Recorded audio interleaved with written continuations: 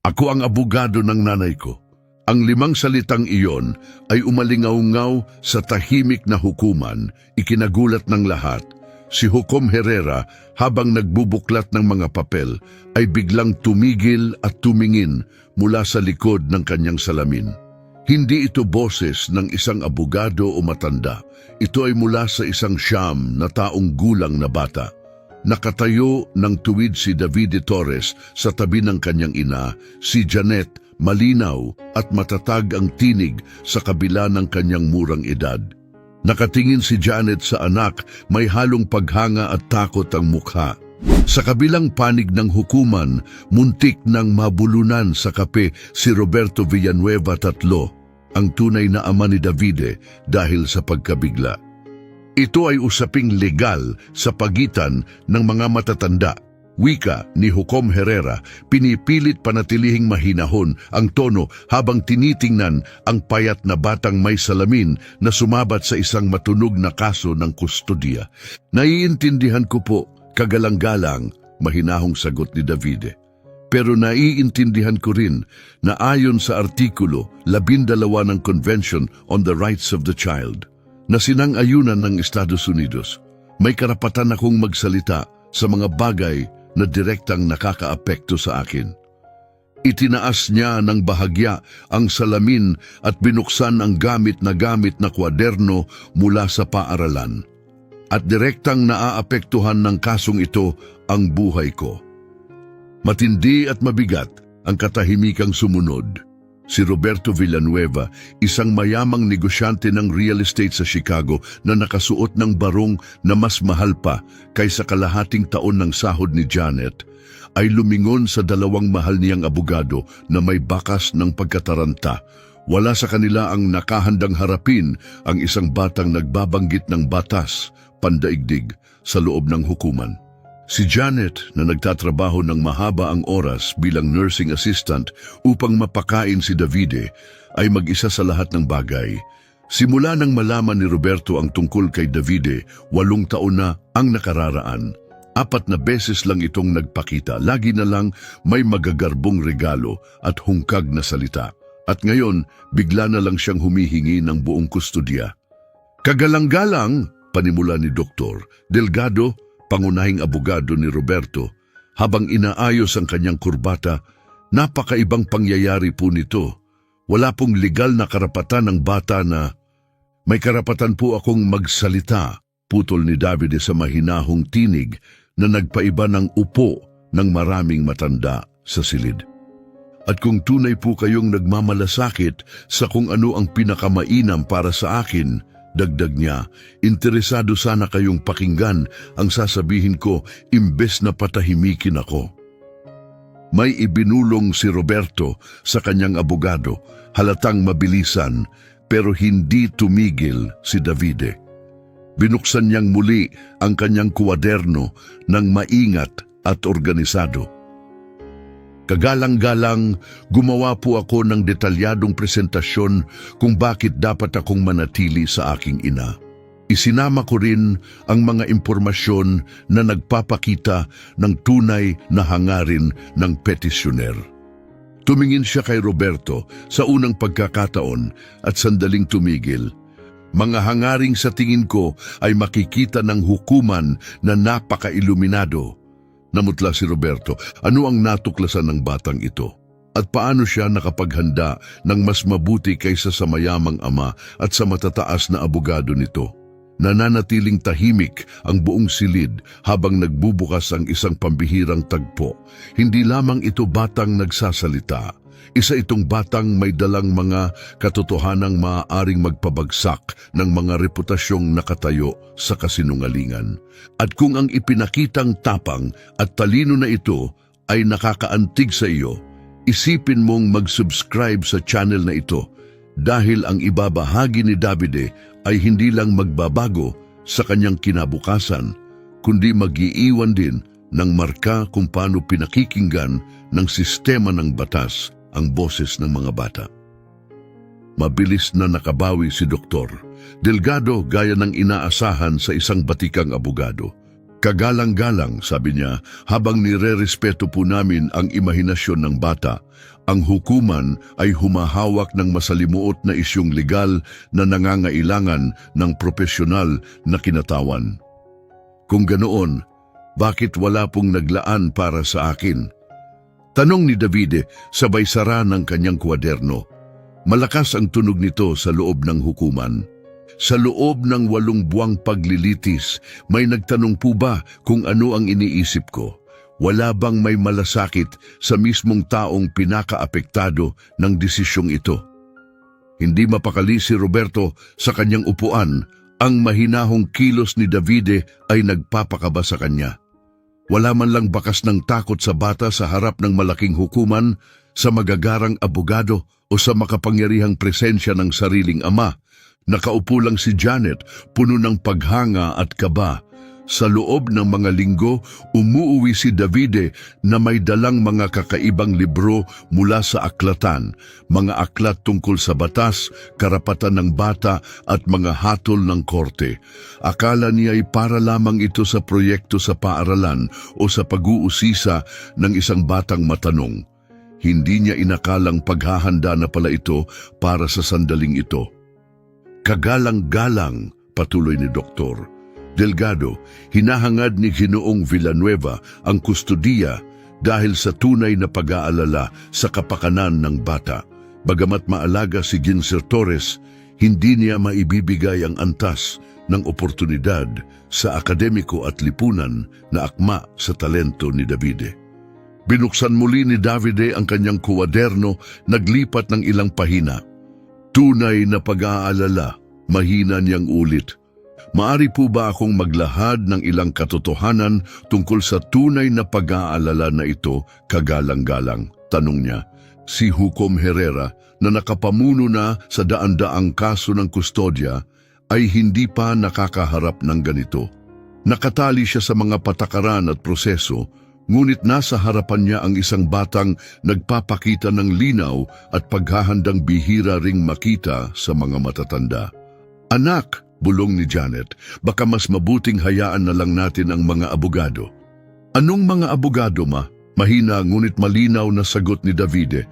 Wala tayong kakayahan para kumuha ng gaya ni Dr. Delgado o sinuman mula sa firm nila. Ibig sabihin, kung hindi ako magsasalita para sa atin, wala nang gagawa. Sa wakas, nagsalita si Roberto. Davide, anak, alam kong nakakalito ito para sa iyo pero huwag mo akong tawaging anak, malamig na sabi ni Davide. Ang lamig ng kanyang tinig ay nagpatahimik at nagpayanig kahit sa mga matatanda. Sa loob ng 9 na taon, 4 na beses ka lang nagpakita, 2 beses para sa kaarawan, lagi kang nahuhuli, 1 beses para sa Pasko nang may 20 minutong oras ka lang, at ang huli, noong kailangan ng isang mamamahayag ng litrato mo kasama ang isang bata para sa artikulo tungkol sa mga negosyanteng mapagkawanggawa. Matindi at mabigat ang katahimikang sumunod. Ibubuka na sana ni Roberto ang bibig para magsalita, pero nagpatuloy si Davide nang hindi siya binibigyan ng pagkakataon. Ang huli mong pagbisita sa amin ay 6 na buwan na ang nakalipas, na natili ka ng 15 minuto. Sapat lang yon para pintasan ang mga gamit namin, magreklamo tungkol sa amoy ng ospital sa damit ni Mama at sabihing baka matalino nga ako kung makakakuha lang ako ng maayos na edukasyon. Bahagyang inayos ni Davide ang kanyang salamin. Ang nakakatawa, 2 linggo lang matapos noon, nagsampa ka ng kaso para sa kustodya. Sumandal si Dr.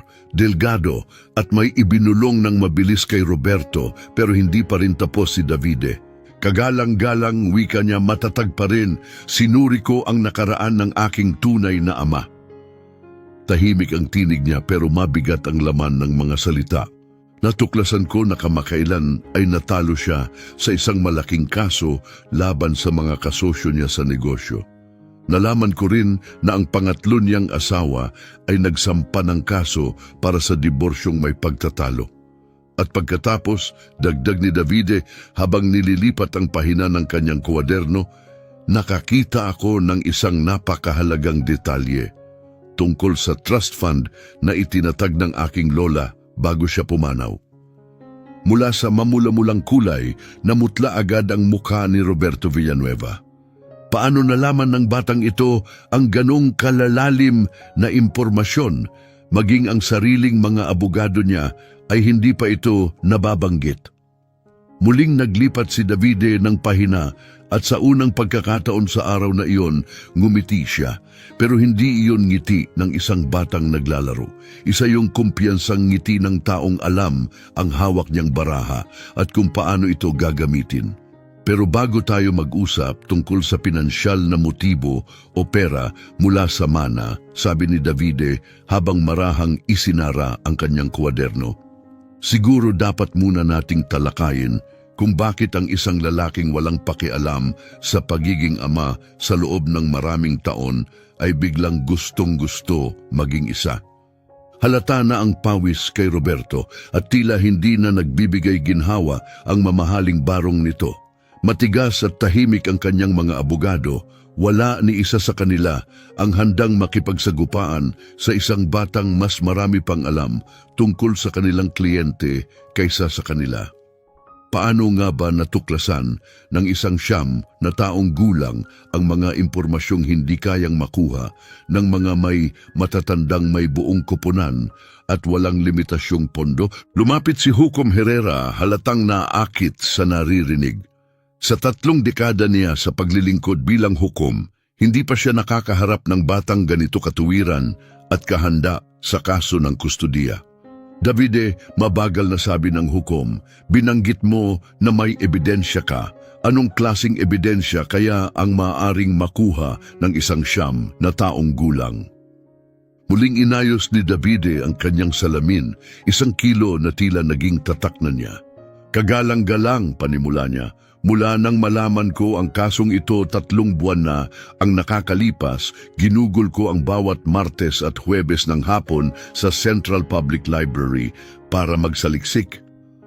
At ano naman ang sinesaliksik mo? Singit ni Doktor, Delgado na may bahid ng pangungutya, mga pampublikong record, mga lumang pahayagan, mga dokumento ng korporasyon, mga nakaraang kaso sa korte na may kinalaman kay G. Villanueva, sagot ni Davide nang walang pag-aalinlangan. Binuksan niya ang bagong seksyon ng kanyang kwaderno. Tinuruan ako ng punong librarian, si Jean Ganeja Rodriguez, may master's degree siya sa information science, kung paano gumamit ng mga pampublikong legal na database. Napatingin si Janet sa anak, manghang-mangha. Lahat ng panahong sinabi ni Davide na gumagawa siya ng espesyal na proyekto para sa paaralan, hindi niya naisip na tungkol pala iyon sa kanilang kaso. Hindi na nakapagpigil si Roberto at sumabog sa galit. Kalokohan ito! Isang bata nang hihimasok sa personal kong negosyo na parang espiya?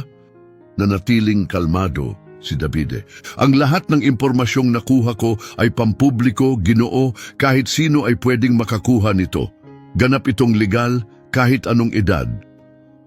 Para kay Davide, higit pa sa isang librarian si Ginunungan Rodriguez. Mula nang pumasok siya roon at magtanong kung paano gumagana ang family court, alam na nitong hindi lang ito basta school project. Isa itong desperasyon na tinakpan ng matinding determinasyon. Ang batang iyan dumadating dito na parang orasan sa loob ng 3 buwan, wika ni Ginny ng si Rodriguez kay Janet sa isang tawag 1 linggo na ang nakalilipas. Nagbabasa siya ng mga dokumentong legal na parang comics. At ang bilis niyang matuto, hindi normal. Nagpatuloy si Davide, maayos at malinaw ang presentasyon ng kanyang mga natuklasan. Sa nakalipas na 1.5 taon, nasangkot si G. Villanueva sa 3 seryosong kasong legal. Natalo siya sa isang demanda na nagkakahalaga ng 2,300,000 dolyar laban sa dati niyang mga kasosyo sa Villanueva Industries. Ang kasalukuyan niyang asawa, ang pangatlo, ay nagsampa ng diborsyo.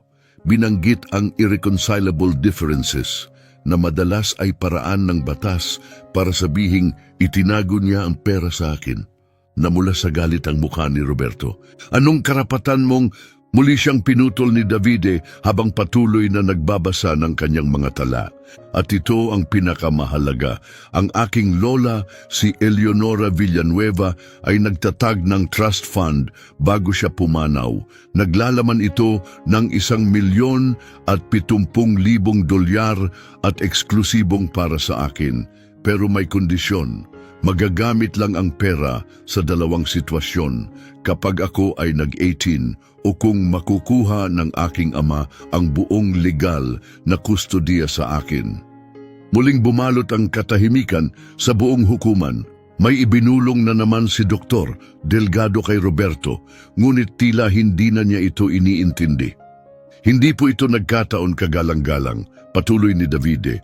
Pumanaw ang aking lola nung ako'y 2 taong gulang pa lang. Sa loob ng 7 taon, hindi siya sinabihan ni G. Villanueva tungkol sa akin. Hindi niya ipinakilala na may apo siya. Hindi niya man lang binanggit na may anak siya. Malinaw pa kay Janet ang lahat. Minsan ay diretsang sinabi sa kanya ni Roberto, hindi na kailangang malaman ng pamilya ko ang tungkol dito. Hindi niya man lang tinukoy si Davide bilang isang tao para lang itong abala. Pero nang sa wakas ay malaman ni Eleonora ang tungkol kay Davide sa pamamagitan ng isang pribadong investigador, isang detalyeng nakita ni Davide sa mga papeles ng kanyang ari-arian, agad siyang kumilos. Gumawa siya ng trust fund na may isang malinaw na kondisyon. Tumigil sandali si David at lahat ay nakatutok sa kanya. Ang pera ay magagamit lamang para sa pagpapalaki at edukasyon ko, aniya. Pero tanging kung mapapatunayan ng aking ama na may malasakit siyang makuha ang legal na kustodiya. Kung hindi, magiging akin ito pagdating ko ng 18 at hindi siya magkakaroon ng kahit 1 sentimo. Napakasimple ngunit napakabigat ng lohika. Pinabayaan ni Roberto si Davide sa loob ng halos 1 dekada at sa ginawa niya nawalan siya ng pagkakataong makuha ang bahaging iyon ng mana. Ngayon, walang pera at wala ng ibang opsyon, sinusubukan ni Roberto na gamitin ang huling minuto ng kaso ng kustodiya para mabuksan ang trust fund. Pero may isang bagay na hindi kayang hulaan ng aking lola, sabi ni Davide habang marahang isinara ang kanyang kuwaderno. Hindi niya alam na gagawa ng karera ang kanyang anak sa pamamagitan ng pagsira sa maliliit na negosyong pag-aari ng pamilya gamit ang hindi patas na paraan. Biglang tumayo si Dr. Delgado. Kagalang-galang, lumampas na po ito sa sakop ng kaso ng kustodiya. Ang bata ay gumagawa ng seryoso at walang basehang akusasyon. Mapapatunayan ko ang lahat ng sinasabi ko, walang takot na sagot ni Davide habang inilalabas mula sa kanyang bag ang isang maayos na Manila folder. Narito po ang mga dokumento mula sa 17 magkakaibang kasong legal sa nakalipas na 5 taon. Lahat ito ay may kinalaman sa Villanueva Industries sa pagbili ng mga ari-arian mula sa mga pamilyang nahihirapan. Lagi pong mas mababa sa tamang presyo gamit ang impormasyong nakukuha mula sa mga kakilala sa lokal na bangko. Hindi makapaniwala si Janet sa nakikita. Ang sinimulan bilang isang kaso ng kustodiya ay naging mas malaki, isang tahimik ngunit makapangyarihang investigasyon na pinangunahan ng isang batang determinado at isang tumpok ng papeles mula sa pampublikong aklatan. Nagpatuloy si Davide, inilalabas ang ilang nakalimbag na litrato. Isa sa mga pamilyang naapektuhan ay ang pamilyang Santos. Mayroon silang maliit na panaderya at sila ay mga imigrante mula sa Mexico. Nagtatrabaho sila hanggang 18 oras bawat araw para mapatakbo ito. Ipinakita niya ang litrato ng panaderya ng Santos. Natuklasan ni G. Villanueva sa pamamagitan ng kaibigang nagtatrabaho sa bangko nila na 3 buwan na silang nahuhuli sa pagbabayad ng mortgage. Naospital ang bunso nilang anak dahilan ng pagkaantala. Doon siya pumasok at binili ang kanilang ari-arian. Kita-kitang kinakabahan na si Roberto at sinubukang sumabat. Walang kinalaman ito sa... May kinalaman ito. putol ni Davide, kalmado ngunit matatag ang boses. Ipinapakita nito ang isang pattern, isang lalaking pinipili ang mga pamilyang mahina para pagkakitaan. At ngayon, inuulit niya ito, pero sa pagkakataong ito, sariling pamilya na niya ang target. Habang binubuklat ni Hukom Herrera ang tumpok ng mga dokumentong iniabot ni Davide, unti-unting tumitindi ang kanyang ekspresyon. Saan mo nakuha ang lahat ng impormasyong ito, Davide? Mula lahat sa pampublikong tala, sagot ni Davide. Mga record ng korte, balita, dokumento ng kumpanya, lahat ay makikita sa opisyal na rehistro ng negosyo ng Estado. Isa-isa niyang itinuro. Si Gininger Rodriguez, ang librarian, ang nagturo sa akin kung paano ito hanapin. Sabi niya, madali lang makita ang katotohanan. Kailangan mo lang alam kung saan hahanapin. Muling sumubok si Dr. Delgado. Kagalang-galang na hukom, kahit totoo man lahat ito, na hindi ko sinasabi na totoo, wala itong binabago sa katotohanan na mas mahusay na edukasyon ang maibibigay ng aking kliyente sa bata. Ngumiti si Davide, hindi ng inosenteng bata, kundi ng isang taong nagtabi ng pinakamalakas na ebidensya para sa huli. Tungkol sa edukasyon, sabi niya binubuksan ang huling bahagi ng kanyang kwaderno, maaari ko bang ibahagi ang totoong plano ni G. Villanueva para sa aking pag-aaral? Doon napagtanto ni Roberto kung ano ang kanyang hindi nakita. Hindi lang matalino ang kanyang anak, matalas ang pag-iisip, handa at mapanganib para sa sinumang may tinatago. Natuklasan ni Davide ang mga bagay na ang sariling legal na koponan ni Roberto ay hindi alam. Ano nga ba ang nalaman ni Davide tungkol sa tinatawag na layunin ng kanyang ama sa edukasyon? Paano nakabuo ang batang ito ng mas matibay na kaso gamit lamang ang isang aklatan, kuwaderno at gabay ng isang marunong na librarian? Tahimik ang lahat sa korte, naghihintay sa huling pagbubunyag ni Davide. Tungkol sa edukasyon, ulit ni Davide, binubuksan ang huling bahagi ng kanyang kwaderno na para bang isang siruhano, ipapaliwanag ko ang tunay na plano ni G. Villanueva para sa akin. Lunok si Roberto, halatang kinakabahan habang tumitingin kay Davide at kay Dr. Delgado. Matatag ang boses ni Davide. Sa 4 na beses na binisita ko siya sa loob ng 9 na taon, narinig ko siyang tumatawag sa telepono. May kausap siya tungkol sa kung ano ang gagawin sa akin kapag nakuha na niya ang kustodiya. Tumayo si Dr. Delgado. Kagalang-galang na hukom, hindi tinatanggap sa korte ang mga narinig lang. Mapapatunayan ko ang narinig ko, putol ni Davide. Sabay labas ng maliit na voice recorder mula sa kanyang bag. Sabi sa akin ni Gininger Rodriguez na mahalaga ang pagpreserba ng ebidensya para sa anumang legal na argumento. Tahimik ang buong silid, nakatigil si Roberto, nanginginig ang mga kamay at kumakalog ang mga daliri sa mesa. Huli na nang maunawaan niyang mali ang pagkakakilala niya sa sariling anak. Ginawa ko ang recording na ito, 6 na buwan na ang nakalipas, paliwanag ni Davide. Noong huling pagbisita ni G. Villanueva sa aming apartment, akala niya gumagawa ako ng takdang aralin sa kwarto, pero naka-on ang recorder sa sala. Kinuha ni Hukom Herrera ang device at maingat na tiningnan. Davide, sigurado ka bang nais mong isumite ito bilang ebidensya? Siguradong sigurado po ako, kagalang-galang na hukom, sagot ni Davide nang may matatag na loob. Nagsimula ang pagtutugtog ng recording, umaalingaw-ngaw sa tahimik na korte. Hindi maikakaila ang boses ni Roberto Villanueva. Makinig, wika ng boses.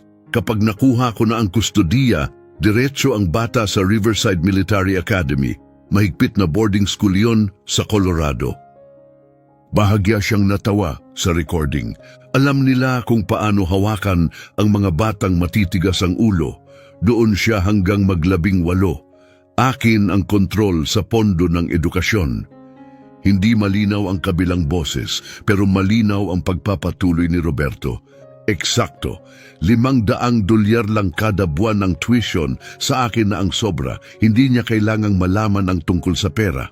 Muli siyang natawa. Perpekto. Wala na siya sa eksena, may pera ako at mukha pa akong mabuting ama. Sa kabilang panig ng korte, tinakpan ni Janet ang mukha. Luhaan. Hindi niya alam na plano ni Roberto na ipadala palayo ang anak at gamitin siya para makuha ang perang para sa kanyang kinabukasan. Namumutla si Doktor. Delgado alam na winasak mismo ng kanyang kliyente ang sariling kaso. Mayroon pang iba, sabi ni Davide ng kalmado, pinahinto ang recording. Ang susunod na bahagi ay nagpapakita ng tunay niyang iniisip tungkol sa akin. Mas nakakagulat ang ikalawang bahagi ng recording. Hindi lang pera ang issue, wika ni Roberto. Masyado siyang matalino para sa sarili niya. Laging nakamasid, laging nagtatanong, napapansin niya ang lahat. Mas mabuting alisin siya sa eksena hanggang mag-18 at maayos ko ang lahat sa pananalapi. Mga batang katulad niya, alam mo na. Hindi natin kailangan na magkaroon siya ng ideya na mas mataas kaysa sa dapat niya. Tumayo si Roberto, galit na galit. Patibong ito, sinadya niya akong painin. Ang 9 na taong gulang ay hindi pwedeng ano? Putol ni Davide, matalimang boses. Hindi pwedeng maging matalino? Hindi pwedeng ipagtanggol ang sarili? Hindi pwedeng ilantad ang katotohanan tungkol sa isang ama na itinuturing siyang sagabal? Pinatay ni Hukom Herrera ang recorder at tumingin diretso kay Roberto. G. Villanueva, ang recording na ito kasama ng ebidensyang pinansyal ay walang alinlangan na nagpapakita ng tunay mong layunin. Kagalang-galang na hukom, sabi ni Davide, sinuri ko rin ang Riverside Military Academy. Binuksan niya ang kwaderno sa huling pagkakataon. Sa nakaraang 5 taon, 3 estudyante ang nagpakamatay doon. Kasalukuyan itong iniimbestigahan ng federal para sa malalang pang-aabuso, pisikal at psikolohikal. Nagpumilit si Dr. Delgado na sumagot, kagalang-galang na hukom, kahit na may mga akusasyong ito, malinaw pa rin na mas malaki ang kayang ibigay na suportang pinansyal ng aking kliyente. Suporta para saan? Putol ni Davide. Para ipadala ako sa paaralang may nagdurusa at namamatay? Para gastusin ang mana ko habang nagpapanggap na nagmamalasakit? Para ilayo ako sa tanging taong tunay na nagmamahal sa akin? Tuluyang nagalit si Roberto. Bastos kang bata! Ako ang iyong ama at... Isa kang estrangherong kapareho ko lang ng DNA, sagot ni Davide ng malamig ngunit malinaw. Ang tunay na ama ay hindi itatapon ng anak para lang nakawin ang pera niya. Malakas na pinalo ni Hukom Herrera ang kanyang martilyo. G. Villanueva, umupo ka ngayon din o ipapapalabas kita sa korte. Binuksan ni Davide ang huling pahina ng kanyang kwaderno. Kagalang-galang na hukom, sabi niya, may isa pa akong dapat ibahagi. Isang bagay na nalaman ko tungkol sa tunay na dahilan kung bakit nilikha ng aking lola ang trust fund. Mas lalo pang namutla si Roberto, kung maaari pa iyon. Sa mga dokumento ng ari-arian, sabi ni Davide, nakita ko ang isang liham na isinulat niya para sa akin, para sana itong buksan sa 16 na kaarawan ko. Huminga siya ng malalim, pero ipinakita sa akin ng librarian na maaari akong humiling ng maagang access sa mga espesyal na kaso tulad ng pagtatalo sa kustodiya. At dumating ang huling dagok. Sa kanyang liham, isinulat ng lola ko na palagi niyang alam na hindi kayang maging mabuting ama ni Roberto. Kaya niya ginawa ang pondo para protektahan ako laban sa kanya. Iniutos niya na gamitin ko ang lahat ng mapagkukunan sa trust para ipagtanggol ang sarili ko kung susubukan niyang kunin ang kustodiya para lang sa pera. Maingat na isinara ni Davide ang kanyang kwaderno at tumingin ng diretso kay Roberto. Pati na rin kumuha siya ng mga investigador para subaybayan ang kanyang mga panlilinlang sa pananalapi sa loob ng maraming taon. Lahat ng ulat ay nakaimbak sa tagapangasiwa ng pondo. Bumagsak si Roberto sa kanyang upuan, ramdam ang bigat ng lahat. Lubusan siyang natalo. ng isang batang hindi niya kailanman sineryoso. Muling tinaas ni Hukom Herrera ang kanyang martilyo. Batay sa malawak na ebidensyang iniharap, mga record sa pananalapi, audio recording at kasaysayan ng nagsasakdal, lubos na tinatanggihan ang kahilingan para sa kustudiya. Bukod pa rito, inuutusan ko ang formal na investigasyon sa posibleng pandaraya na may kinalaman sa trust. Lumapit si Doktor Delgado kay Roberto at pabulong na nagalit, ngunit malinaw, wala nang maililigtas ang kaso. Kalmadong isinilid ni David ang kanyang kuwaderno at mga folder tulad ng ipinakita niya buong araw. Kagalang-galang na Hukom, sabi niya, maaari po ba akong magbigay ng huling pahayag? Maari, tugon ng Hukom. Gusto kong maintindihan ni G. Villanueva na hindi ko ginawa ito dahil sa galit o puot. Ginawa ko ito dahil bawat bata ay dapat maging bahagi ng pamilyang tunay na nagmamalasakit. Hindi yung tinitingnan lang sila bilang paraan para makakuha ng pera. Habang dinadala si Roberto na nakaposas, agad na inaresto dahil sa tangkang pandaraya, bahagyang ngumiti si Davide. Sa tahimik na silid hukuman, isang 9 na taong gulang ang nagpakita sa mundo na ang katotohanan, pagmamahal, at tapang ay kayang talunin kahit ang pinakamakapangyarihang kasinungalingan. Pero hindi lang ito personal na tagumpay.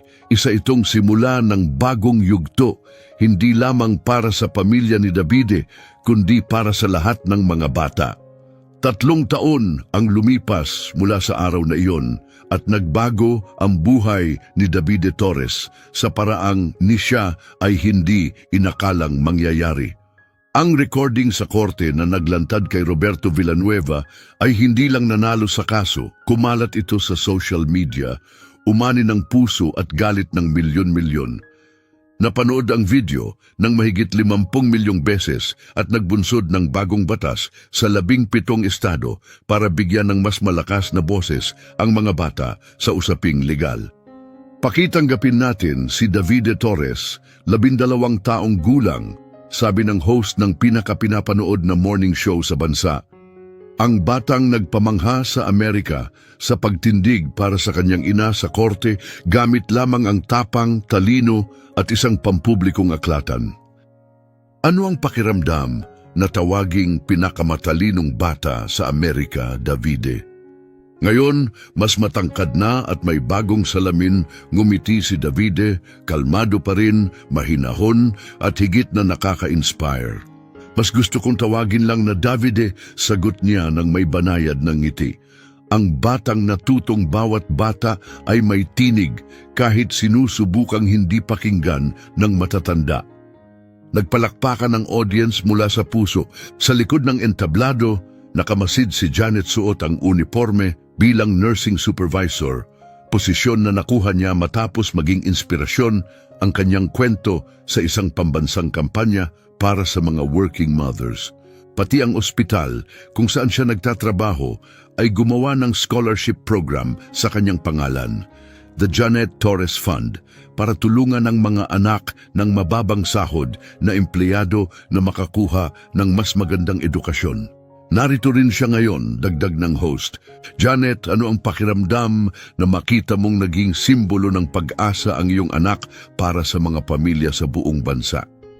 Lumakad si Janet papunta sa entablado, payak at medyo nabigla sa atensyon, ngunit nangingibabaw pa rin ang matinding pagmamalaki na naramdaman niya noon sa korte. Lagi ng pambihira si Davide, sabi niya ng marahan, pero ang pinakapinagmamalaki ko ay hindi kung gaano siya katalino, kundi kung anong klaseng tao ang pinili niyang maging. Hindi niya ginamit ang kanyang kwento para magyabang, ginamit niya ito para tulungan ang ibang pamilya tulad namin. At totoo ito, sa nakalipas na 3 taon, naglakbay si Davide sa iba't ibang paaralan sa mga mahihirap na lugar, tinutulungan ng mga bata na matutunan ang kanilang batayang karapatan. Ang kanyang aklat na Every Child Has a Voice ay naging bestseller. At lahat ng kita mula rito ay inilagay sa isang foundation na nagbibigay ng libreng legal na tulong sa mga pamilyang may kaso sa kustodiya. Davide, ikwento mo sa amin ang tungkol sa iyong Law Library Project, tanong ng host. Well, sabi ni Davide, inaayos ang kanyang salamin, 1 kilos na naging tanda niya. Matapos kong makita kung paano binago ng isang pampublikong aklatan ng buhay ko, naisip ko kung gaano karaming bata pa ang nahaharap sa mahihirap na sitwasyon ng walang malapitan. Ngumiti siya. Kaya gumawa kami ng espesyal na lugar sa mahigit 1,200 pampublikong aklatan sa buong bansa, mga espasyong puno ng madaling basahing aklat tungkol sa karapatan ng mga bata at mga computer na may libreng access sa legal na impormasyon. Lumipat ang kamera kay Janet na tahimik na nagpunas ng luha. Sa loob lamang ng 3 taon, nasaksihan niya kung paano ginawang pambansang kilusan ng kanyang anak ang sariling laban. Samantala sa kabilang bahagi ng lungsod, nakaupo si Roberto Villanueva sa isang maliit na apartment sa suburban Chicago. Ang dating maayos niyang buhok ay pumuti na at simple na ang kanyang pananamit. Nagtatrabaho siya ngayon sa isang maliit na tindahan ng electronics, isa sa iilang trabahong nakuha niya matapos mabunyag ang lahat. Natuklasan ng investigasyon ang mas marami pa kaysa sa pagtatangkang nakawin ang mana ni Davide. Nabunyag ang malawak na pandaraya sa pananalapi na nagpabagsak sa Villanueva Industries. Nawala kay Roberto ang lahat, negosyo, bahay, asawa at reputasyon. Nabilanggo siya ng 18 na buwan dahil sa pandaraya. Ngayon, nakaupo sa katahimikan, pinanood niya ang palabas. Ay siya na naman, bulong niya ng may pait, sabay patay ng telebisyon. 3 taon na ang lumipas, ngunit wala pang linggo na hindi nababanggit ang pangalan ni Davide, paalala sa kanya ng ginawa niya at ng taong nawala sa kanya. Ang pinakamasakit ay hindi ang pagbagsak, kundi ang katotohanang ni minsan ay hindi nagsalita si Davide ng masama tungkol sa kanya sa publiko. Tuwing tinatanong ng mga mamamahayag tungkol sa kanyang ama, palagi niyang sinasagot ng may dignidad na lalo lang nagpapalalim sa hiya ni Roberto. Umaasa ako na makahanap siya ng kapayapaan, sabi ni Davide sa isang panayam kamakailan, at maunawaan niya na ang pagmamahal ay hindi nabibili o napipilit. Dagdag pa niya, ang pagkakapit sa galit ay walang naitutulong sa sinuman. Pero ang protektahan ang mga mahal mo, iyon ang mahalaga. Bumalik sa studio, nagtanong ang host ng huling katanungan. Davide, anong mensahe ang ibibigay mo sa ibang bata na dumadaan sa mahihirap na pagsubok sa pamilya? Sandaling nag-isip si Davide, saka tumingin direkta sa kamera. Una, hindi ka nag-iisa. Pangalawa, mas malakas ka kaysa iniisip mo. At pangatlo, kahit tila imposible, makakahanap ng paraan ang katotohanan. Nagpatuloy siya, matatag at mas matanda kaysa sa kanyang edad ang karunungan. Huwag mong hayaang sabihin ng kahit sino na masyado kang bata o maliit para gumawa ng pagbabago. 9 na taong gulang lang ako nang binago ko ang buhay ko at ang buhay ng nanay ko magpakailanman. Pagkalipas ng 6 na buwan, nakatanggap si Davide ng isang liham na higit pa ang kahulugan kaysa sa anumang parangal. Mula ito kay Sofia Martinez, isang batang 10 taong gulang mula sa Los Angeles. Ginamit niya ang isa sa mga cool LA libraries na nilikha ni Davide upang tulungan ang kanyang lola na humarap sa banta ng pagpapaalis sa kanila. Nagtapos ang liham sa mga salitang ito, "Salamat sa pagpapakita sa akin na kahit ang mga bata ay may tinig. Ginamit ko ang akin at nailigtas ko ang pamilya ko." Natagpuan ni Janet si Davide na tahimik na binabasa ang liham sa kanyang silid, napapalibutan ng daan-daang katulad na mensahe mula sa mga bata sa buong bansa. "Ano ang pakiramdam na malaman mong marami kang na-inspire?" tanong niya. Maingat na tiniklop ni Davide ang liham ni Sofia at inilagay ito sa kahon kung saan niya iniingatan ang lahat ng mensaheng iyon. Naalala mo noong sinabi mo sa akin na kadalasan ang mga nakakatakot na bagay sa buhay ang siyang pinakamahalaga? Tumango si Janet. Malinaw pa rin sa kanya ang sandaling iyon. Sa tingin ko, ngayon ko na naiintindihan, sabi ni Davide, kung hindi sinubukan ni Roberto Villanueva na paghiwalayin tayo, baka hindi ko kailanman natutunan na kahit ang isang bata ay kayang baguhin ang mundo kapag tumigil ang matatanda sa pagmamaliit sa kanila. Kinahapunan ding iyon, nakatanggap si Davide ng tawag na muling magbabago sa kanyang landas. Nag-aalok ang Harvard University ng buong scholarship sa kanya para sa bagong inilunsad na programa sa batas at katarungang panlipunan. Ginawa para sa mga kabataang leader na nakapagbigay ng pagbabago bago maglabing-anim na taong gulang. Tatanggapin mo ba?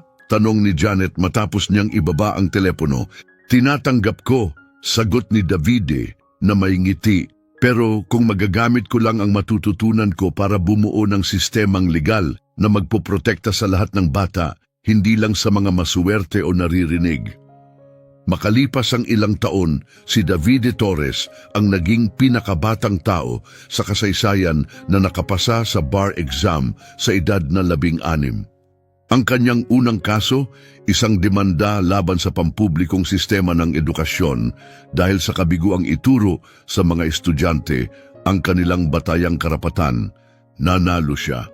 Ang tagumpay na iyon ang nagtakda ng bagong pambansang pamantayan, naging obligasyon sa mga pampublikong paaralan sa Amerika ang pagtuturo ng legal na kaalaman.